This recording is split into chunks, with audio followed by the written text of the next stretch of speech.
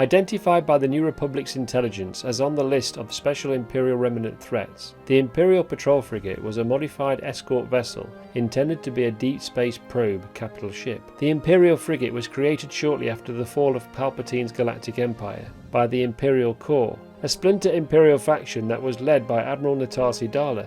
The Imperial Corps Navy Force used hundreds of Imperial Patrol Frigates manufactured by Kuat Drive Yards to protect Imperial sector borders where the Imperial Remnant still held territory. These vessels supported the Imperial Corps' primary goal, which was not to lose any further territory. By around 12 ABY, the Imperial Corps and other Imperial factions held only 1/4 of what was held by the former Galactic Empire.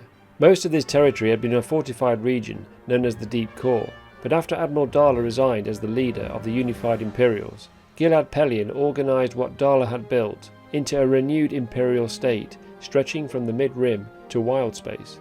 The Imperial Patrol Frigates would have remained an important vessel within the Remnant's Navy forces while maintaining Imperial space.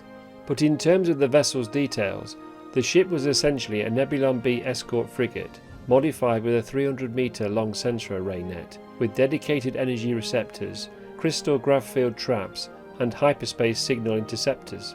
The energy receptors were passive sensors designed to detect any electromagnetic emission within range. They were the primary passive sensor used in military sensor arrays. The crystal grav field traps used a synthetic crystal grid to detect and identify fluctuations in the local gravity field, but also the hyperspace signal interceptors could detect fluctuations in the local hyperspace field that resulted whenever a starship entered or exited hyperspace.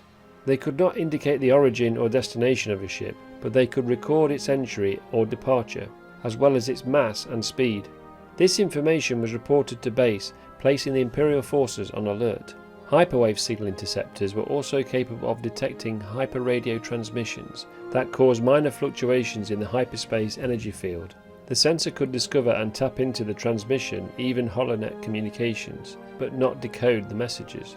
However, decoding these messages was a more complex matter, usually left to the Imperial Intelligence's signal branch. Several Imperial-controlled sectors used deep space patrol vessels to monitor their border traffic, and they were the first line of sensor warning against invasion. The modified frigate only used about half the usual crew of a Nebulon B, which usually held up to 854 crewmen. 1/3 of the modified frigate's decks were modified to replace its 2 rear-mounted laser cannons with 2 winches. The towed array is operated by a crew of 3, the towmaster and 2 sensor technicians, which operated the sensor array from a small station trailing far behind the patrol frigate. Controlling the array in flight took great skill to keep it from tangling, shredding or disengaging under manoeuvring strain. The patrol frigate is restricted to a slow speed while tending its array, and must furl or abandon the net to enter hyperspace. The standard specifications of the modified patrol frigate meant the ship held a reduced crew of 458 officers and enlisted, 56 gunners and 40 troopers on board. The frigate held consumables to support the entire crew for up to 2 years and held a cargo capacity of up to 6,000 metric tons. And the vessel held a complement of 24 TIE fighters. Although the patrol frigate's long sensor array net was 3,000 metres long, the patrol frigate Nebulon B vessel was only 300 metres in length. The vessel's propulsion systems consisted of a maximum atmospheric speed of 800 km per hour. Its sublight speed was 40 megalights per hour, and it also held a Class II hyperdrive. The patrol frigate's standard armaments consisted of 9 turbolaser batteries, 7 laser cannons, 3 ion cannons, 3 starfighter scale ion cannons, and 2 tractor beam projectors.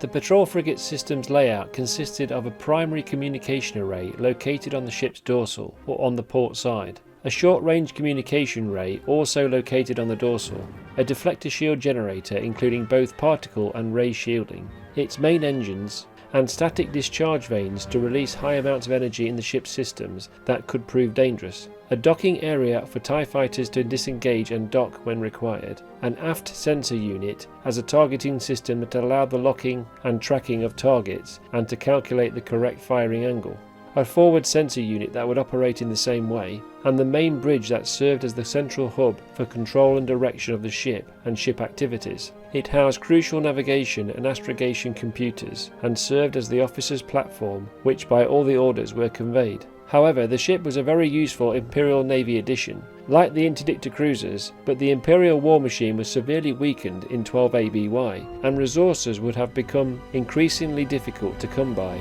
until Pelion fully united the Imperial forces into what became an organised Imperial remnant. That's all for today. For more Imperial Explained videos, please give a like and subscribe. Thank you for watching, and as always, long live the Empire.